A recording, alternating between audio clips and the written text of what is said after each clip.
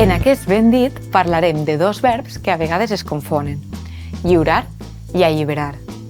Alliberar vol dir fer que quede lliure. Els terratinents es negaven a alliberar els esclaus. Segons els acords de pau, alliberaran tots els presoners. Els partisans volen alliberar el país de l'opressió estrangera. Sovint pren la forma alliberar-se de. Es van revoltar per alliberar-se del dictador. Abans de jutjar, cal alliberar-se dels prejudicis. Amb la teràpia ens alliberarem de les angoixes i les obsessions. Amb el mateix significat que alliberar, també podem utilitzar el verb deslliurar, que té un ús més habitual quan es tracta de coses. Deslliurar-se d'un perill, d'un mal de cap, d'una inquietud. Alliberar té un altre significat freqüent en ciència: emetre, amollar, deixar anar, referit a energia, a partícules, a substàncies o a compostos químics, i a entitats biològiques: alliberar energia, calor, ions, diòxid de carboni, hemoglobina, feromones o espores.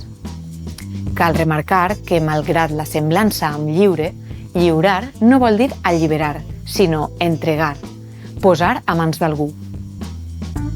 Lliurar un paquet o una notificació al destinatari, lliurar una quantitat a la tresoreria o lliurar l'acusat al jutge.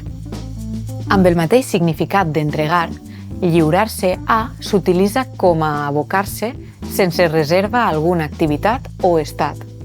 En la joventut es va lliurar a la festa i el vici. És un savi lliurat només a l'estudi. Després de la desgràcia, s'ha lliurat a la desesperació. Notem també les locucions lliurar batalla o combat, equivalents a entaular batalla o combat.